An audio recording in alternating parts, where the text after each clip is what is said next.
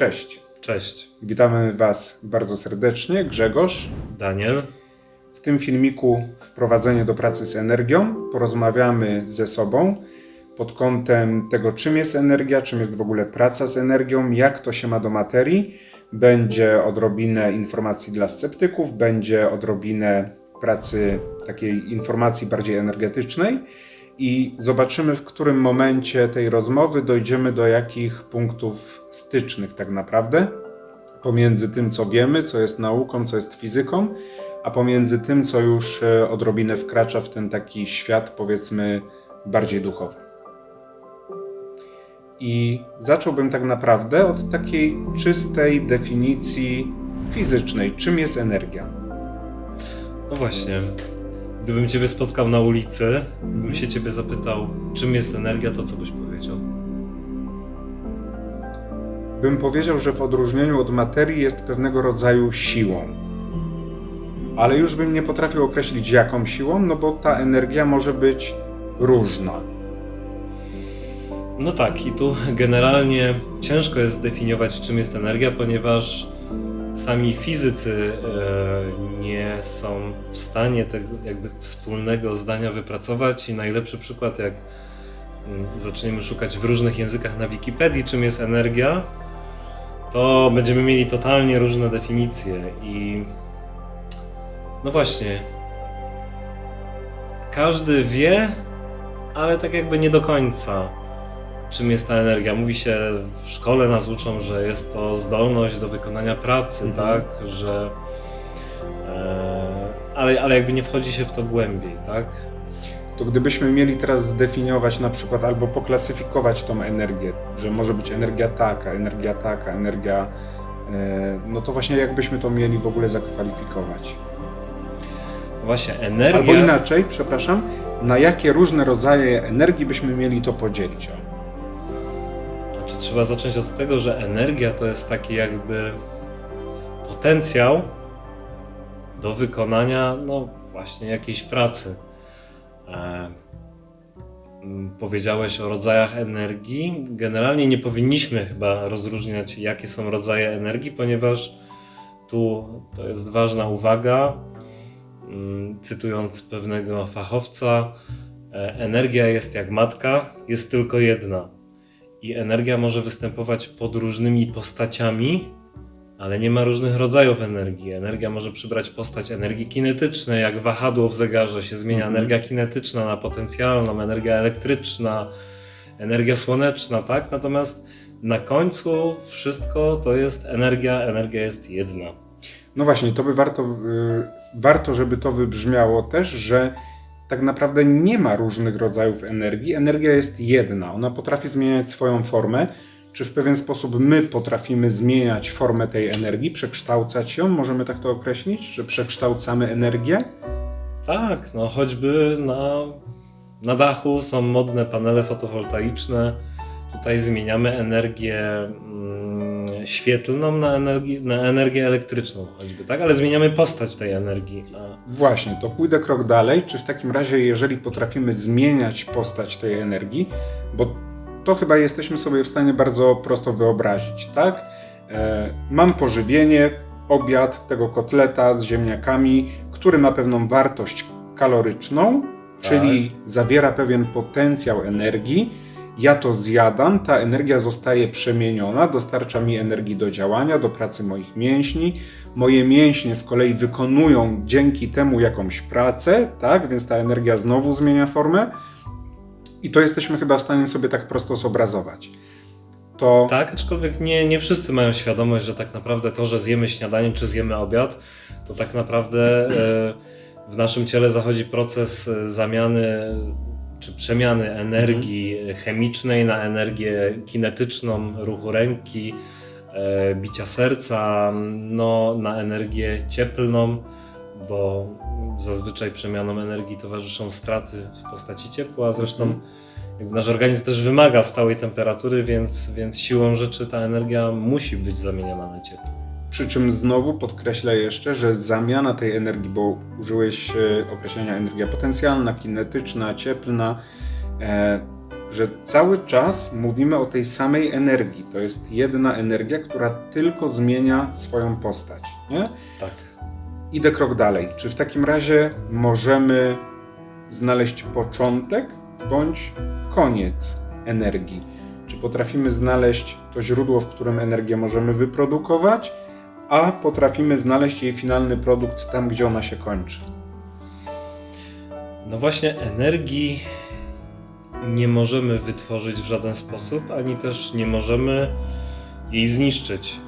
Dobrze, w takim razie, skoro mówimy o sposobach wytwarzania energii, tak? Bo mamy choćby w technice różne sposoby wytwarzania energii, to mówisz teraz o tym, że nie jesteśmy w stanie wytworzyć energii, a mamy sposoby wytwarzania energii.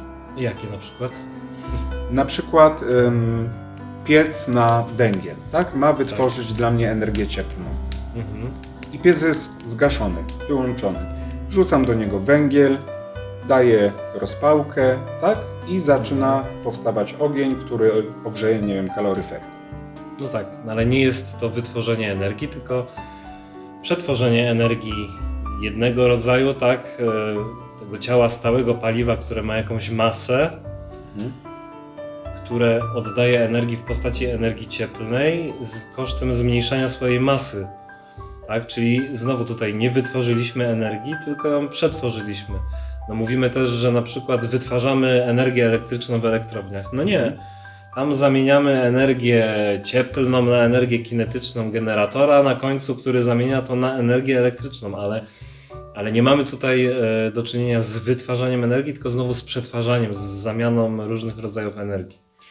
W takim razie, czy jesteśmy w stanie to jakoś policzyć? Czy mamy narzędzia, którymi zmierzymy, tak, że tej energii tu jest tyle, możemy ją zamienić na taką, wtedy będzie tyle innej energii?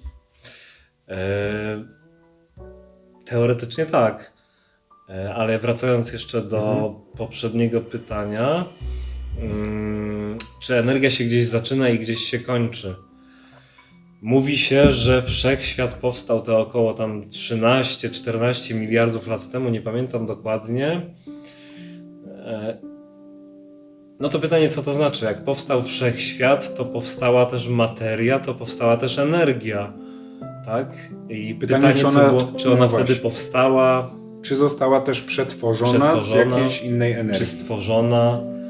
Tego nie wiemy, to już jest takie wchodzenie trochę w religię, w filozofię. No, tym się raczej nie będziemy zajmować. Aczkolwiek tak naprawdę właśnie w tym materiale chcemy Wam pokazać, że te wszystkie obszary gdzieś na końcu ze sobą się łączą, tak? Bo gdybyśmy teraz poszli w teorię Einsteina, to za chwilę okazuje się, że zahaczymy o filozofię. Jak zahaczymy o filozofię, to siłą rzeczy wejdziemy już w takie teologiczne rozważania, nie? No i potem jeszcze dochodzą na końcu kwestie religii, czyli to, w co kto wierzy, tak? Właśnie i teraz na chwilę zostawię ten temat energii. Kto w co wierzy i podejmując różnego rodzaju pracę z własnym ciałem, pracę taką bardziej energetyczną, pracę mentalną, terapeutyczną, jest taka bariera i każdy tak naprawdę myślę, że ją gdzieś ma, na ile my w pewne, nawet nazwijmy to alternatywne metody leczenia, tak? Na ile my wierzymy w te rzeczy, że nam pomogą, a które metody dla nas będą już takie lekko z pogranicza science fiction, nie? Że to już są pewnie jakieś bajki, w to nie wierzymy. Oczywiście też nie chodzi o to i nie chcemy Wam powiedzieć w tym materiale, że mamy ślepo wierzyć we wszystko, co nam ktoś powie, tak? I że każdy ma super cudowną metodę, bo tak naprawdę tyle, ile jest ludzi, tyle mamy metod dostępu do tego naszego systemu energetycznego. I może się okazać, że dla jednych taką drogą, która gdzieś pomoże mu tą swoją wewnętrzną energią zarządzać czy uporządkować, będzie hipnoza. Dla innych osób będzie to bieganie, dla innych osób będzie to biologia totalna albo theta healing. Tych nurtów mamy bardzo wiele, ale one tak naprawdę na końcu opowiadają o tym samym, o zarządzaniu energią. Tak, a jeszcze tutaj myślę, że warto dodać w kwestii tego, w co wierzymy, w co nie wierzymy.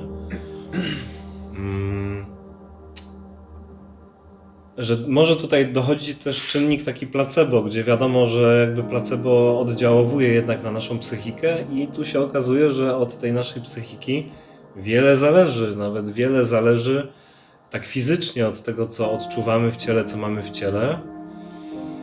Dlatego myślę, że tutaj Tu zostawimy chyba zostawimy temat właśnie otwarty, taki temat taką otwarty, przestrzeń, tak, w formie takiego pytania. Niech każdy z nas sobie może zada pytanie, w co wierzy, w co nie wierzy, co uznaje za fajną metodę, co za mniej fajną.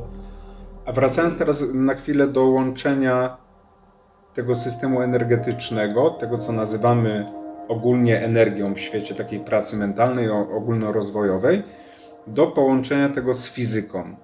Bo teraz tak, do pewnego stopnia możemy tak naprawdę nie wierzyć w nic, nie? I możemy uznać, że nie ma Boga, nie ma świata nadprzyrodzonego, nie ma żadnych energii, nie ma żadnych sił. To pytanie, dlaczego ja ruszam tą ręką, nie? Gdzieś jest taki moment, jak podskoczę, spadnę na ziemię, czyli oddziałuje na mnie jednak jakaś niewidzialna siła. Wiemy, że ona nazywa się grawitacją, tak? Potrafimy ją już mierzyć za pomocą fizycznych przyrządów. Niemniej jest w równym stopniu niewidzialną siłą, pewną energią, czyli pewnym potencjałem tak naprawdę, tak? Jak to, z czym my pracujemy z własnym ciałem w obszarze tego systemu energetycznego, nie? Grawitacja jest energią, jest to siła, czyli energia, tak? Mhm. I teraz chciałbym, żebyśmy uchwycili, gdzie to się ze sobą łączy.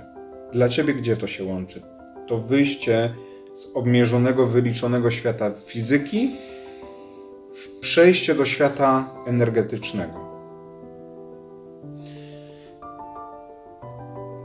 Tak na szybko jakbym miał odpowiedzieć, no to generalnie nasze ciało jest tym połączeniem, tak? To, że nasze stopy stoją na ziemi, że jakby bezpośrednio na całe nasze ciało, ale jakby fizycznie poprzez styk stopy z ziemią odczuwamy jakby działanie tej energii, grawitacji. No to jest taki pierwszy namacalny przykład, tak? Ale na całe nasze ciało też oddziałują całe masy różnych innych energii. Energia ciepła z kaloryfera, energia słoneczna, energia fal radiowych, które nas otaczają zewsząd i tych stworzonych przez człowieka i tych, które docierają do nas na przykład z kosmosu. Także no, nasze ciało jest taką swego rodzaju anteną i takim łącznikiem między Ziemią, można powiedzieć, a tym, co nas otacza. Tak? Mhm. To połączenie między niebem a ziemią z kolei jest takim punktem odniesienia, myślę, do pracy energetycznej, bo bardzo często gdzieś pewne informacje, pewną świadomość, nawet myślę, że możemy użyć tego słowa, czerpiemy gdzieś z góry. Mamy tak mocno zakodowane i zresztą w systemach religijnych mamy odwzorowanie dokładnie tego samego schematu. Także niebo to jest ten Bóg, który mieszka gdzieś tam do góry, i z tej góry do nas przychodzi jakieś światło, jakaś informacja, jakiś byt, jakaś energia, tak? Nawet gesty takie powszechnie znane z różnych religii, czy z tych bliższych nam, czy dalszych, to typu otwarte ramiona, ręce, klatka piersiowa, głowa, wzrok podniesiony, no jest Kierują takim nas swoistym takim lejkiem, przez który wpada do nas to coś, tak? To coś, czyli energia? Czyli no, tak. A z kolei stopy, tak jak wspomniałeś, te stąpające po ziemi, dające nam poczucie gruntu, tej grawitacji, ziemi, która staje się dla nas wsparciem, która nas podpiera, która nas trzyma. Te stopy, które pomagają nam zapuścić korzenie w tą ziemię, która jest taką żyzną matką, która nas karmi, która nas chowa tak naprawdę, osłania bezpieczeństwem, no to jest właśnie ten balans pomiędzy niebem a ziemią i tak naprawdę pomiędzy tym niebem a ziemią jesteśmy tylko my, nie? Jesteśmy tym takim przekaźnikiem. Oczywiście mamy rośliny, zwierzęta i tak dalej, pomijając cały ekosystem, bo jakby chcemy się skupić na pracy z tym systemem energetycznym człowieka. Tak, ale w takim ujęciu właśnie mentalnym, eterycznym człowiek jest tym tym stykiem, tym elementem pośredniczącym właśnie między Ziemią a tym, co ją otacza, tak? Czyli tak na dobrą sprawę, człowiek będąc tym stykiem, tym pośrednikiem jakby pomiędzy tymi dwoma obszarami, ma... Też taką soczewką można powiedzieć, nie? Która skupia na sobie z obu stron to coś. Tak, ta soczewka jest fajnym porównaniem, ale też tak mocno zarezonowało ze mną to słowo potencjał, którego użyłeś, nie? Czyli ja jakby będąc tym człowiekiem w tym swoim ciele, mając właśnie pewien potencjał energetyczny do wykorzystania, mogę teraz podejmować decyzję, w jakim kierunku ja go chcę spożytkować, nie? Bo mam możliwość czerpania tego potencjału i z góry, i z dołu, i z nieba, i z ziemi. Bo tę energię jestem w stanie przetwarzać. Bo już wiemy o tym, że energia nie ma swojego początku, nie ma swojego końca, tak? Ona po prostu jest, potrafimy zmieniać jej formę i takim najbliższym nam właśnie organem zmieniającym formę energii jest moje ciało, jestem ja. Dokładnie tak. I jak już jesteśmy przy tym ciele i przy energii jednocześnie, to warto też wspomnieć o tak zwanych ciałach subtelnych, czyli o tym, co mamy w różnych nurtach wierzeniowych, w bioenergoterapii, w medycynie chińskiej, wszędzie znajdziecie to określenie, którym są czakry. I to jest taki pierwszy byt, pierwszy twór energetyczny, w który właśnie spotykamy się z tym, że możemy albo wierzyć, albo nie. Są osoby, które w to wierzą, pracują z tymi obszarami, są osoby, które gdzieś nie do końca uznają, bo jakby uznają, że to jest jakaś taka parawiedza, że to nie jest do końca mierzalne, że nie potrafimy tego zmierzyć za pomocą przyrządów fizycznych, ale wiemy o tym, że te czakry, czyli te takie główne obszary energetyczne wirujące w ciele człowieka są.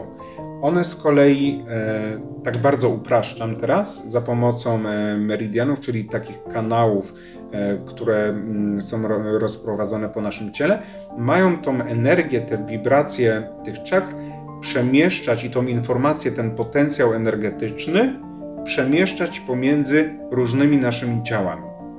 Różnymi naszymi ciałami, dlatego że mamy tak zwane ciała subtelne. I pierwszym takim ciałem subtelnym jest ciało eteryczne, to jest to, które jest najbliżej nas. Ono jest takim klonem, odwzorowaniem naszego ciała fizycznego i ono jest od granicy naszej skóry do tak mniej więcej 4-5 cm od niej. Powiedz mi w takim razie, bo jakby myślenie jest to tajemnicą, że jesteś umysłem ścisłym, bardzo siedzisz w fizyce, bardzo siedzisz w takich wszystkich mierzalnych, namacalnych dziedzinach, tak? Czy jeżeli ja mówię Tobie teraz o tym, że masz jeszcze poza ciałem fizycznym takie ciało eteryczne, które jest dookoła Ciebie, czy doświadczyłeś kiedyś istnienia takiego ciała? No właśnie i tutaj pojawia się we mnie taka trochę sprzeczność, ale to jest pozytywne, ponieważ umysł racjonalny mówi, że jest moje ciało się kończy, tu gdzie jest moja skóra, tak, tutaj czuję, mogę czuć jakieś ciepło, tam coś, ale generalnie to jest tu. Natomiast przez długi czas miałem problem w tym, że niby gdzieś tam coś czuję, że gdzieś tam coś dzwoni, ale nie wiadomo w jakim kościele. I teraz, zanim odpowiem na to pytanie, to chciałbym też powiedzieć, że czy nazwiemy to czakrami? No tak nazywamy, bo jakoś trzeba nazwać, uprościć, usystematyzować to, co czujemy. Że ktoś tam może usłyszeć, że jakieś czakry, jakieś ciała subtelne, to od razu to nie dla mnie, to tam jest jakaś szamanizm, tak? Ale weźmy pod uwagę, że trzeba pewne rzeczy nazwać jakoś choćby schematycznie, tak? No i ktoś to nazwał tak, nazwał to tak, po to, żeby móc jakby się komunikować ze światem, tak? Żeby jakoś, nie wiem, zgeneralizować te odczucia w ciele.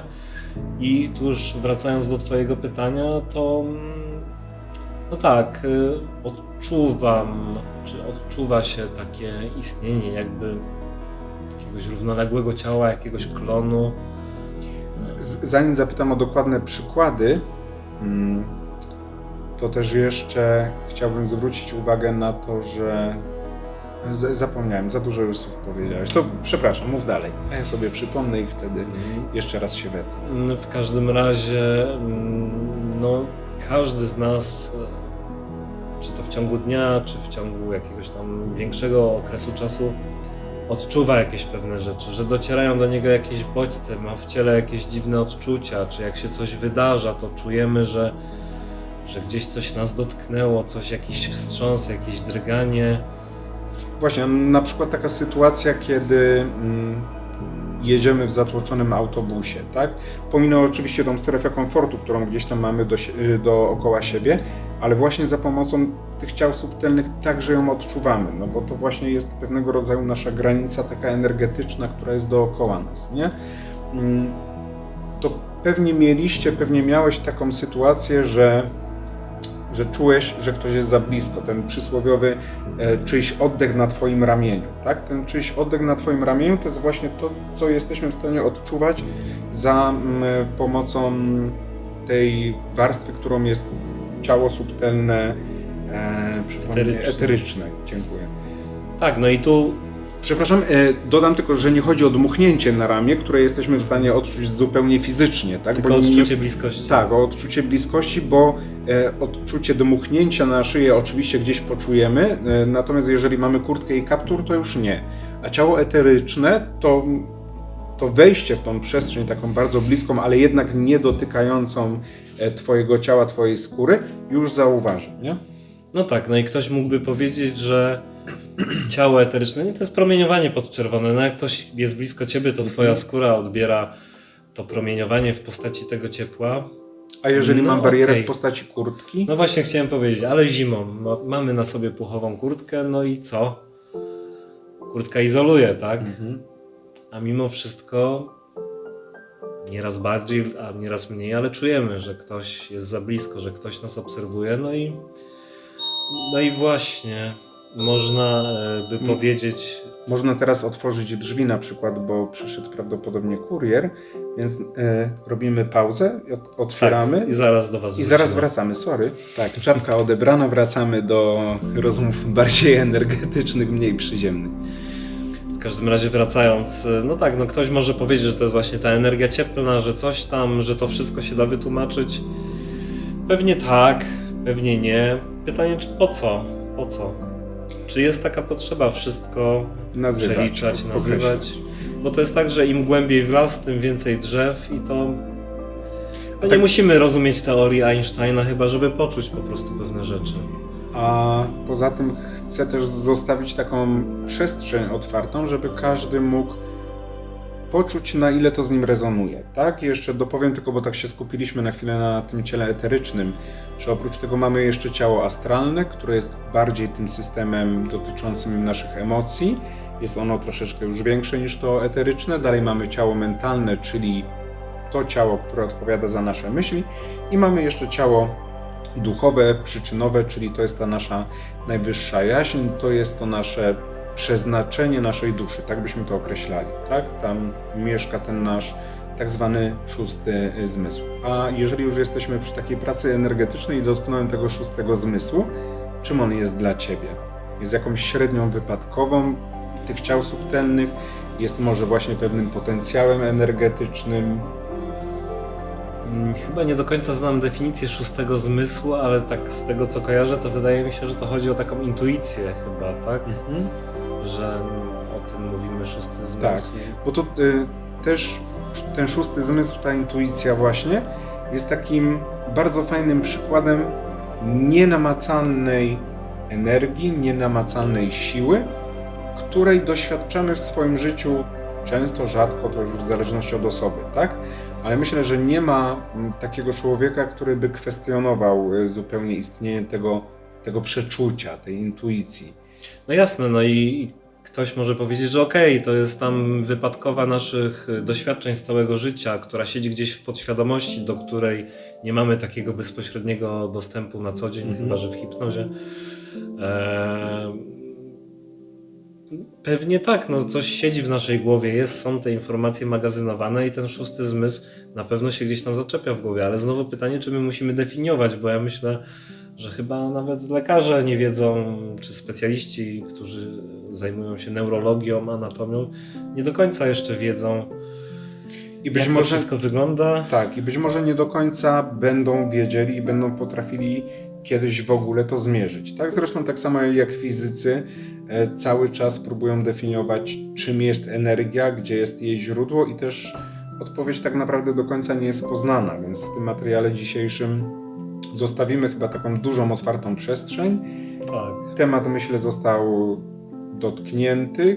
Każdy z Was, myślę, będzie mógł znaleźć gdzieś to połączenie pomiędzy tym, co jest energią, a materią. Gdzie to się ze sobą łączy, że tak naprawdę nawet materia ma ten pewien potencjał energetyczny, tak jak ta bryłka węgla, która dopóki sobie leży, to nic nie wnosi, ale w momencie, jak się znajdzie w piecu, to już jest przetwarzana na inny rodzaj energii. Nie? Przy czym dodam, że no nie wiem, czy można tak powiedzieć, ale tak wynikałoby ze wzoru słynnego E równa się mc kwadrat. Każdy zna, nikt nie rozumie, że energia równa się masa, czyli materia razy współczynnik światła, prędkość światła podniesiona do kwadratu, tak? Czyli można powiedzieć, że energia jest ściśle związana z materią, tak? I to jest kolejna rzecz, której nie rozumiemy. I której... Tak, są w pewien sposób w ogóle od siebie zależne. Tak, nie? Tak. Zresztą myślę, że spotkaliście się też wielokrotnie z tym, że energia ma swoją wagę. Tak na chłopski rozum już przekładając, nie? Sprowadzając do akumulatora, tudzież baterii pełnej, a rozładowanej. One też mają inną masę. Oczywiście nie będzie to mierzalne w kilogramach. Tak, to będzie bardzo subtelna różnica, bo jeżeli weźmiemy pod uwagę ten wzór E równa się mc kwadrat, to c kwadrat to jest prędkość światła do kwadratu, to jest, o ile dobrze 300... liczę, 9 razy 10 do potęgi 16 taka wartość wychodzi, czyli jeżeli to pomnożymy przez jakiś tam mikrogram materii, to i tak już wychodzi nam bardzo duża wartość. Dlatego tak, jakby na przykładzie akumulatora, akumulator pusty, możecie wierzyć albo nie, jest ciutkę lżejszy niż naładowany, bo jest zgromadzona w nim energia chemiczna, tak?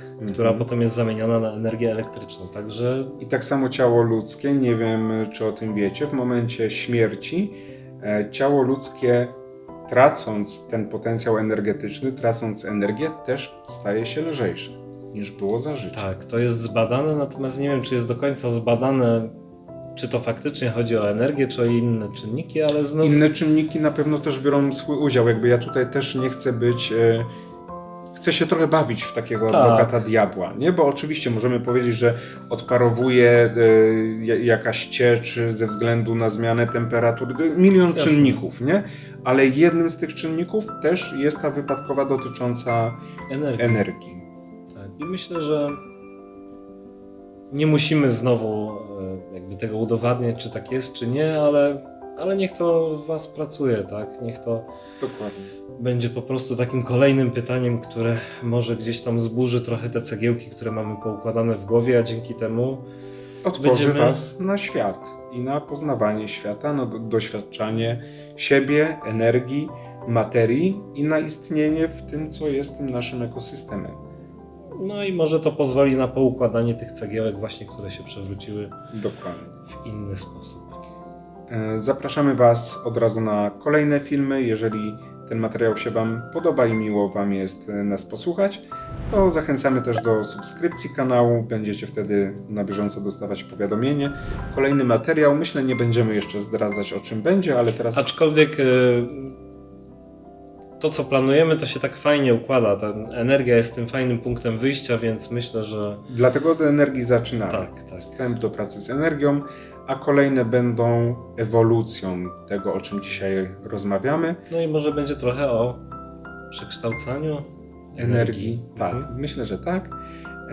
Znajdziecie nas na Facebooku, na stronie internetowej, A zapraszamy też oczywiście na nasze warsztaty, które odbywają się cyklicznie. Najbliższe mamy w październiku. I też będzie dużo takiej pracy właśnie nie tylko energetycznej, ale praktycznej z naszym ciałem, z przekładaniem tego na nasze ciało. Będziemy mogli poczuć, dotknąć tej energii. Dokładnie. Dobrego dnia, pozdrawiamy Was, dziękuję Grzesiu. Dziękuję, Daniel.